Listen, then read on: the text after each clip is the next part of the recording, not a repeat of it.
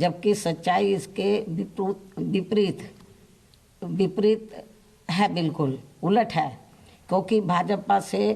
बसपा की लड़ाई राजनीतिक के साथ साथ सिद्धांतिक व चुनावी भी थी। लेकिन मीडिया द्वारा इस प्रकार के लगातार दुष्प्रचार आदि किए जाने के कारण भाजपा के अति आक्रामक मुस्लिम विरोधी चुनाव प्रचार से मुस्लिम समाज ने एक तरफा तौर पर सपा को ही अपना वोट दे दिया तथा इससे फिर बाकी भाजपा विरोधी हिंदू लोग भी बसपा में नहीं आए। और यदि ये सभी लोग इन अफवाहों का शिकार ना हुए होते तो फिर यूपी का चुनाव परिणाम कतई भी ऐसा नहीं होता जैसा कि हुआ है। और अब समय बीत जाने के बाद ये लोग दोबारा से ज़रूर पछताएंगे। लेकिन इससे ये स्पष्ट है कि मुस्लिम समाज का वोट यदि दलित समाज के साथ मिल जाता, जैसा कि बंगाल के चुनाव में टीएमसी के साथ मिलकर भाजपा को धराशायी करने का चमत्कार परिणाम दिया था, तो फिर वैसे ही परिणाम यहाँ भी दोहराए जा सकते थे। साथ ही ये लोग हमेशा इस तथ्य को ऐन वक्त पर भूल जाते हैं कि केवल बीएसपी ही यूपी में भाजपा को सत्ता में आने से रोक सकती है, सपा नहीं। इनकी इसी गलत सोच का ही ये नतीजा है कि भाजपा फिर से सत्ता में वापस यहाँ आ गई है। और यदि यूपी में तिकोना संघर्ष हुआ होता, जिसकी पूरी संभावना भी थी, तो तब यहाँ यूपी के परिणाम बीएसपी की अपेक्षा के मुताबिक आते तथा फिर भाजपा को सत्ता में आने से रोक लिया जाता। अर्थात कुल मिलाकर मुस्लिम समाज बीएसपी के साथ तो लगा रहा, किंतु इनका पूरा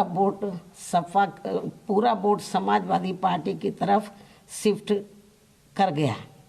और इनके इस गलत फैसले से बीएसपी को बड़ा भारी नुकसान ये हुआ कि बीएसपी समर्थक अपर कास्ट व ओबीसी समाज की विभिन्न जातियों में भी ये डर फैल गया कि सपा के सत्ता में आने से दोबारा यहाँ जंगल राज आ जाएगा और फिर ये लोग भी भाजपा की तरफ चले जाएंगे। इस प्रकार से भाजपा को हराने के लिए मुस्लिम समाज ने बार बार आजमाई हुई पार्टी बीएसपी से ज़्यादा सपा पर भरोसा करने की बड़ी भारी भूल की है, जिसकी सज़ा बीएसपी को मिली है। यह काफ़ी कड़वी व सीख लेने वाली भी है। जिसकी सज़ा बीएसपी को मिली है कि हमने इन पर भरोसा किया, जिसकी सज़ा बीएसपी को मिली है वह काफ़ी कड़वी व सीख लेने वाली भी है। इसलिए इस कड़े अनुभव को खास ध्यान में रखकर ही अब बीएसपी आगे अपनी रणनीति में बदलाव जरूर लाएगी। लेकिन ऐसे हालातों में भी बीएसपी मूवमेंट के हित में संतोष की बात ये रही है कि दलितों में से खासकर मेरे खुद के अपने समाज का वोट हमेशा की तरह इस बार भी अपनी मूवमेंट व पार्टी की लीडरशिप के साथ चट्टान की तरह पूरी मजबूती के साथ खड़ा रहा है। जिन पर मैं कितना भी गर्व महसूस करूं वह कम ही होगा तथा उनका जितना भी मैं आभार प्रकट करूं वह कम ही होगा। और अब मेरी उन सभी से ये भी अपील है कि उन्हें अपना मनोबल बिल्कुल भी नहीं गिरने देना है, क्योंकि बाबा साहब के अनुयायी कभी भी अपनी हिम्मत नहीं हारते हैं तथा वे अपना संघर्ष लगातार जारी रखते हैं। सफलता फिर एक दिन झक मारकर हमारे कदम जरूर चूमेगी। हमें बाबा साहब के कारवा को न रुकने देना है न झुकने देना है। साथ ही हमें ये भी मानकर चलना चाहिए कि अब बुरा वक्त ख़त्म होने वाला है, क्योंकि पूरा खून पसीना बहाने के बावजूद भी जो यूपी का इस बार परिणाम आया है तो उससे बुरा और क्या हो सकता है। अर्थात पार्टी के लोगों को निराश व हताश कतई नहीं होना है और अपने स्वाभिमान व मूवमेंट की सफलता के लिए पहले की तरह ही पूरे जी जान से पार्टी के कार्य में लगे रहना है। साथ ही इस बार यूपी में पार्टी की अपेक्षा के मुताबिक नतीजे नहीं आने को लेकर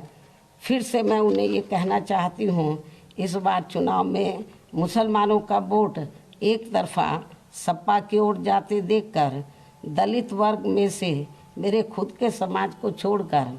बाकी सभी हिंदू समाज ने सपा के रहे गुंडा, माफिया, आतंकी व भ्रष्ट राज को याद करके तथा ये सोचकर कि कई हिंदुओं का वोट बंटने से सपा सत्ता में वापस ना आ जाए, इसके डर से इन्होंने बीजेपी की नीतियों व कार्यशैली से दुखी व परेशान होते हुए भी अपना एक तरफा वोट बीजेपी को अंदर ट्रांसफ़र कर दिया, जिसने फिर बीएसपी को सन 1977 में कांग्रेस पार्टी की हुई स्थिति की तरह यहाँ इस चुनाव में लाकर खड़ा कर दिया है। हालांकि इसके बाद फिर अगले हुए चुनाव में कांग्रेस पार्टी पूर्व की तरह यूपी सहित देश के अन्य राज्यों में भी पुनः सत्ता में वापस आ गई थी। कहने का तात्पर्य ये है कि राजनीति में कभी कभी वर्तमान की तरह ऐसे उतार चढ़ाव भी आते हैं जिससे अपनी पार्टी के लोगों को भी दुखी होकर शांत बैठने की बजाय या इधर उधर भटकने की बजाय बल्कि ऐसी बदली हुई परिस्थितियों का भी मुकाबला करने के लिए अपनी वर्तमान रणनीति में परिवर्तन करके आगे बढ़ना होगा। और इसके लिए बाबा साहब के राजनीतिक जीवन संघर्ष व उनकी सोच को भी ध्यान में रखकर अपनी पार्टी के जनाधार को फिर से कैडर के जरिए आगे बढ़ाना है।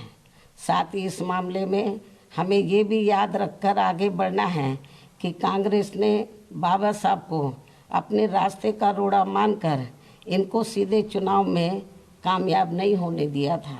लेकिन उन्होंने इससे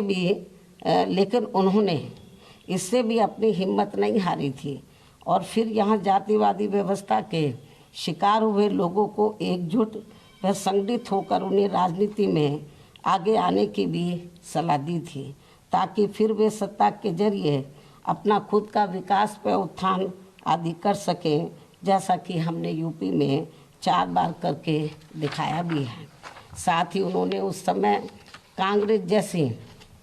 अन्य उन सभी जातिवादी पार्टियों से भी अलग रहने की भी सलाह दी थी जिनकी जातिवादी सोच में कोई परिवर्तन नहीं आ रहा था। इसलिए इन सब बातों को ध्यान में रखकर अपनी पार्टी के लोगों को फिर से या अपनी पार्टी व मूवमेंट को आगे बढ़ाना है। इन्हीं ज़रूरी बातों के साथ ही अब मैं बीएसपी के सभी छोटे बड़े पदाधिकारियों, कार्यकर्ताओं एवं अनुयायियों के साथ साथ सर्व समाज के उन सभी लोगों का भी हृदय से आभार प्रकट करती हूँ जिन्होंने बीएसपी को जिताने के लिए यहाँ रात दिन काफ़ी कड़ी मेहनत की है तथा पूरे तन मन धन से भाजपा को हराने के लिए यहाँ लगे रहे हैं। साथ ही उत्तराखंड व पंजाब राज्य के भी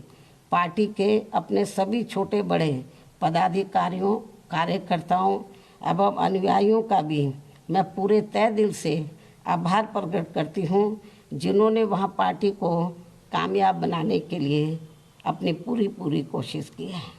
हालांकि इन राज्यों में भी हमें उम्मीद के मुताबिक सही सफलता नहीं मिली है, जिसका पार्टी को काफ़ी दुख व चिंता भी है।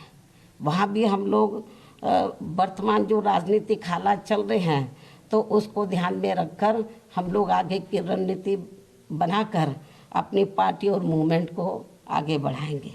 और अब मैं इन्हीं ज़रूरी बातों के साथ ही अब मैं अपनी बात यहीं समाप्त करती हूँ। धन्यवाद। जय भीम व जय भारत।